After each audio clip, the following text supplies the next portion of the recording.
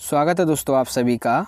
आज की इस वीडियो में हम बात करेंगे क्लास 11 की ज्योग्राफी की भौतिक भूगोल के मूल सिद्धांत जो किताब है उसका चैप्टर 8 जिसका नाम है वायुमंडल का संगठन एवं संरचना।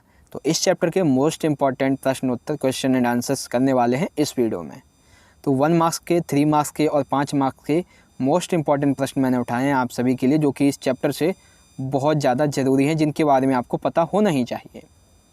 तो सबसे पहले बात करते हैं हम 1 मार्क्स के इंपॉर्टेंट प्रश्नों की। 1 मार्क्स के इंपॉर्टेंट प्रश्नों में सबसे पहला हमारा प्रश्न है, वायुमंडल में उपस्थित वह कौन सी गैसें हैं जो रासायनिक प्रक्रिया में भाग नहीं लेती। यानी कि हमारा जो वायुमंडल है उसमें कुछ गैसें ऐसे हैं जो किसी भी रासायनिक प्रक्रिया में भाग नहीं लेती। तो पहली है क्रिप्टोन, दूसरी है नियोन और तीसरी है आर्गन। ठीक है। दूसरा प्रश्न आता है, जलवायु के 2 प्रमुख तत्वों के नाम लिखिए। तो जलवायु के 2 प्रमुख तत्व, एक तापमान है और एक है वर्षा। ठीक है। फिर बात करते हैं तीसरे प्रश्न की। तीसरा प्रश्न है कि आयन किसे कहते हैं। आयन किसे कहते हैं। तो आयन मंडल में उपस्थित गैस के कण विद्युत आवेशित होते हैं। ऐसे विद्युत आवेश कणों को आयन कहा जाता है। आयन मंडल जो होता है हमारा, उस आयन मंडल में उपस्थित जो गैस के कण होते हैं जो कि विद्युत आवेशित होते हैं, ऐसे विद्युत आवेशित कणों को आयन मंडल में जो उपस्थित होते हैं उन्हें कहा जाता है आयन। ठीक है। फिर है ऑक्सीजन एवं कार्बन डाइऑक्साइड गैसें वायुमंडल में कितनी ऊंचाई तक पाई जाती हैं। तो अगला क्वेश्चन नंबर 4 क्या है हमारा, ऑक्सीजन एवं कार्बन डाइऑक्साइड गैसें वायुमंडल में कितनी ऊंचाई तक पाई जाती हैं। ठीक है। तो देखिए, कार्बन डाइऑक्साइड वायुमंडल में 90 किलोमीटर की ऊंचाई तक पाई जाती है और ऑक्सीजन लगभग 100 किलोमीटर की ऊंचाई तक पाई जाती है। ऑक्सीजन एवं कार्बन, ये तो प्रश्न हो ही गया, ये 2 बार लिख दिया मैंने। ठीक है। तो ये 4 प्रश्न थे आपके 1 मार्क्स के। आई होप आपको समझ में भी आए होंगे। बात करते हैं 3 मार्क्स के इंपॉर्टेंट प्रश्नों की। सबसे पहला है 3 मार्क्स का इंपॉर्टेंट प्रश्न, मौसम तथा जलवायु में अंतर स्पष्ट कीजिए। मौसम क्या होता है, जलवायु क्या होता है, इसमें अंतर बताना है। सबसे पहले मौसम जो होता है इसके अंतर्गत तापमान, वर्षा, वायुदाब, आर्द्रता, वायु की दिशा व गति आदि तत्वों को औसत छोटी समय अवधि तथा छोटे क्षेत्र के लिए ज्ञात करना मौसम कहलाता है। यानी कि किसी एक क्षेत्र में उसके तापमान के बारे में, वर्षा के बारे में, वायुदाब के बारे में, आर्द्रता के बारे में, वायु की दिशा, गति, इन सभी तत्वों का अध्ययन छोटी अवधि के लिए किया जाता है किसी क्षेत्र में, तो उसे मौसम कहा जाता है। वहीं जलवायु क्या होती है, तो मौसम के तत्वों का अध्ययन लंबी समय अवधि तक किया जाना जलवायु कहलाता है। ठीक है। तो ये था मौसम तथा जलवायु में क्या अंतर है। बात करते हैं 3 मार्क्स के हमारे दूसरे इंपॉर्टेंट प्रश्न की। दूसरा इंपॉर्टेंट प्रश्न है, वायुमंडल के संगठन की संक्षेप में व्याख्या कीजिए। यानी वायुमंडल के संगठन, जो वायुमंडल का संगठन है उसकी हमें व्याख्या करनी है।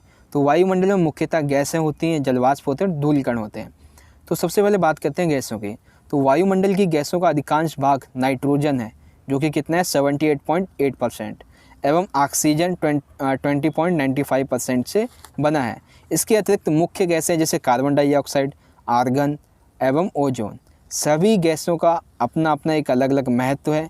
ये गैसें जिस निश्चित अनुपात में वहाँ बनी रहनी चाहिए उस अनुपात में वहाँ पे रहती हैं। ठीक है। तो गैसों से हमारे वायुमंडल में क्या मतलब किस किस प्रकार की गैसें हमारे वायुमंडल में पाई जाती हैं, कितने प्रकार की पाई जाती हैं, आई होप आपको समझ में आया होगा। फिर है जलवाष्प। वायुमंडल में जलवाष्प की मात्रा जलवायु पर निर्भर करती है। वायुमंडल में जलवाष्प की मात्रा किस पर निर्भर करती है, जलवायु पर।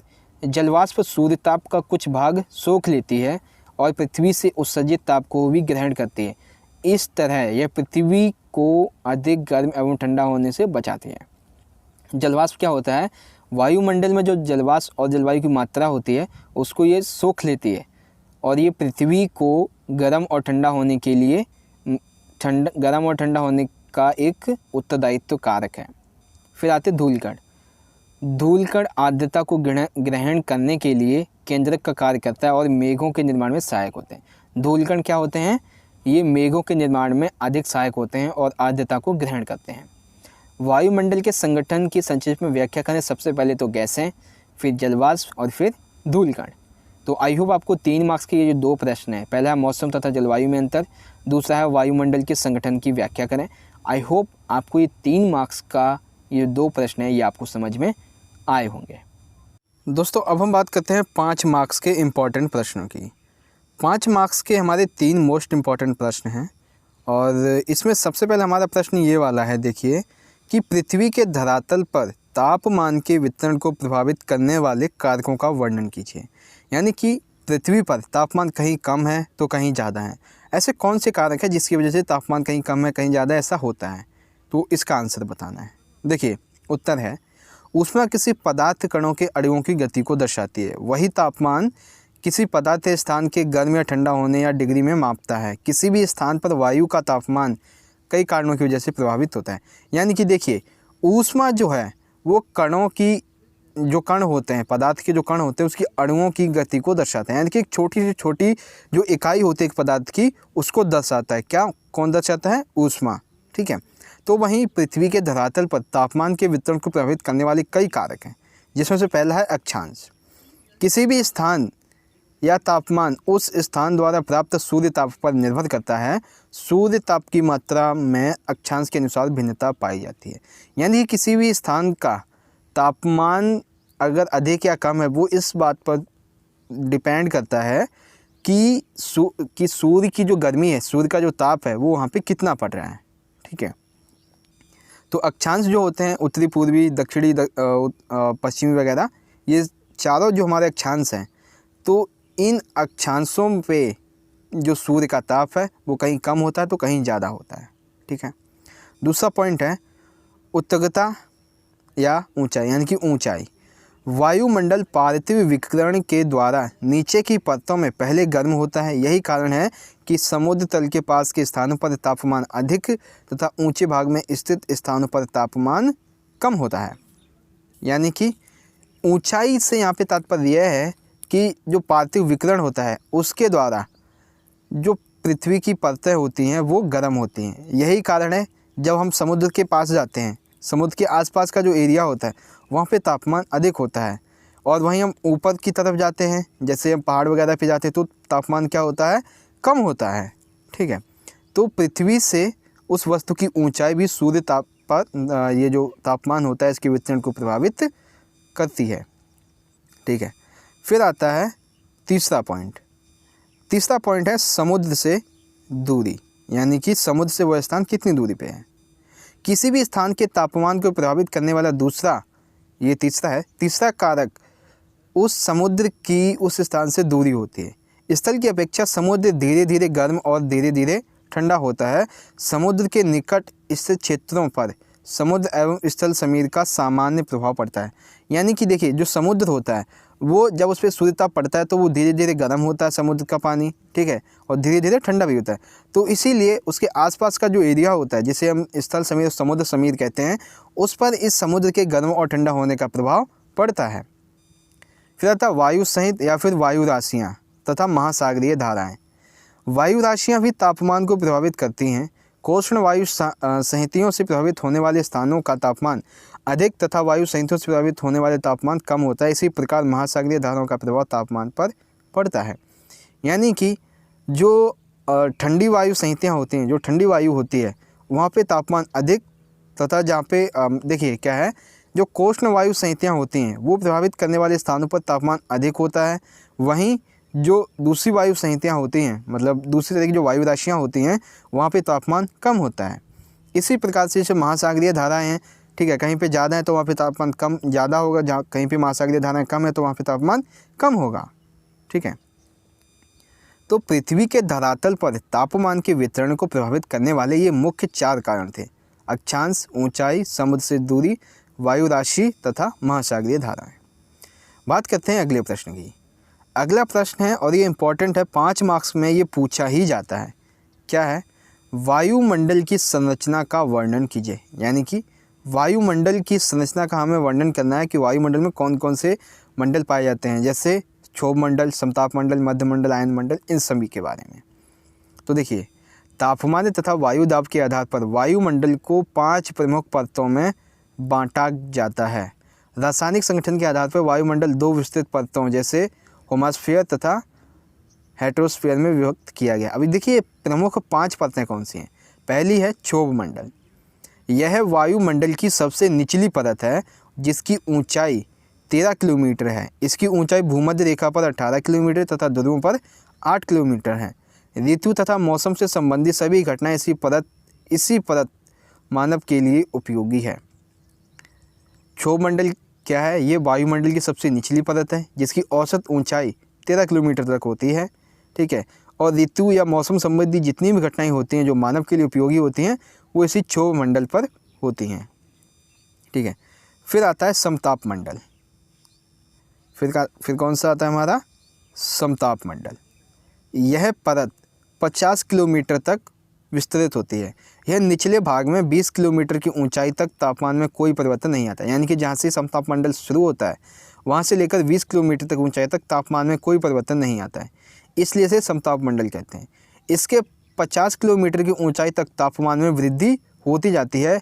इस परत के निचले भाग में ओजोन गैस उपस्थित है जो सूर्य से आने वाली पराबैंगनी किरणों का अवशोषण करती है और उसे मानव तक पहुँचने में रोकती है, ठीक है। तो समताप मंडल क्या है? ये 50 किलोमीटर तक विस्तृत है। इसके 20 किलोमीटर के भाग में तापमान में कोई परिवर्तन नहीं आता, लेकिन उसके बाद तापमान में परिवर्तन तेज़ी से आता है।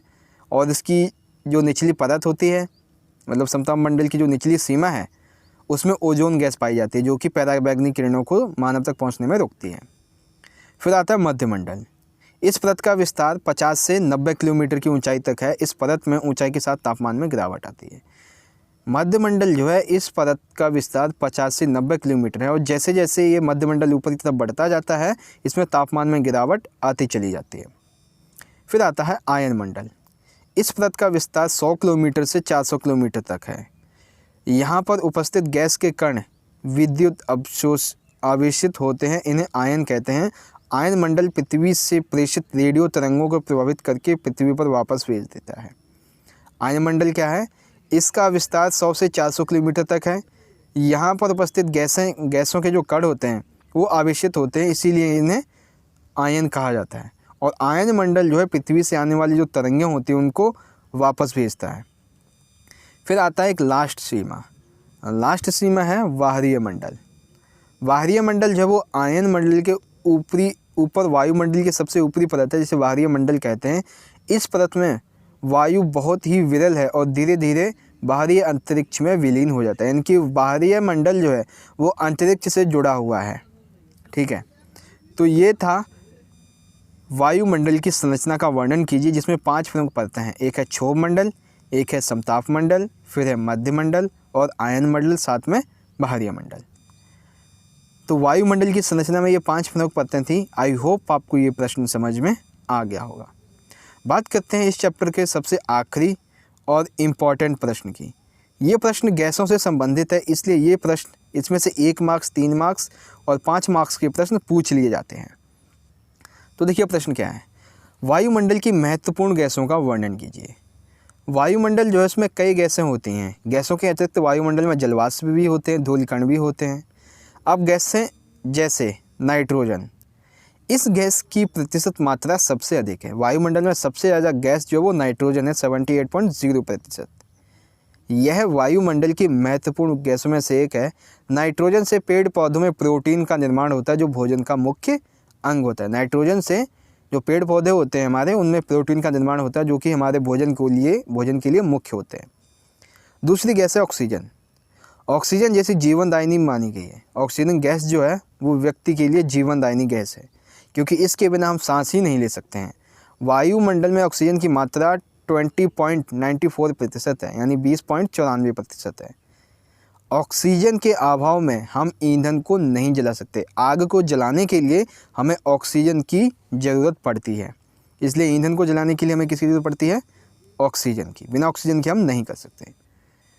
फिर 2 गैसें और हैं वायुमंडल में जो अधिक पाई जाती हैं, वो ये है कार्बन डाइऑक्साइड गैस, ठीक है। कार्बन डाइऑक्साइड सबसे भारी गैस मानी गई है और इस कारण यह निचली परत में ही मिलती है। वायुमंडल में केवल 0.0% होते हुए भी कार्बन डाइऑक्साइड महत्वपूर्ण गैस हैं क्योंकि ये पेड़ पौधों के लिए आवश्यक है।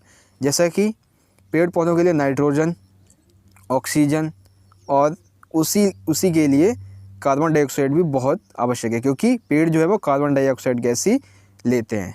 ठीक है। फिर आती है हमारी ओजोन गैस। यह वायुमंडल में अधिक ऊंचाइयों पर ही अति न्यून मात्रा में मिलती है। सूर्य से आने वाली तेज परावैंगनी विकिरण को अवशोषित करती है। यानी कि ओजोन गैस जो वो वायुमंडल में सबसे अधिक ऊंचाई पे, यानी कि जो हमारा बाहरी मंडल होता है वहाँ से मिलती है। ठीक है। फिर है कि यह सूर्य से आने वाली जो परावैंगनी किरणें होती है उसको अवशोषित करती है और व्यक्ति को हानि पहुंचने से रोकती है। तो वायुमंडल की प्रमुख गैसें कौन कौन सी हैं? नाइट्रोजन है, ऑक्सीजन है, कार्बन डाइऑक्साइड है और ओजोन गैस है। तो यही था दोस्तों आज का आखिरी प्रश्न। आशा करना दोस्तों आज की ये वीडियो आपको पसंद आई होगी। अगर वीडियो अच्छी लगे तो लाइक करना, इस वीडियो को अपने दोस्तों के साथ अधिक से अधिक जरूर शेयर कर देना। हम मिलेंगे दोस्तों अगली वीडियो में आपके अगले चैप्टर के most important questions and answer के साथ में। तब तक के लिए आप पढ़ते रहिए, अपना ख्याल रखिए। धन्यवाद। जय हिंद, वंदे मातरम।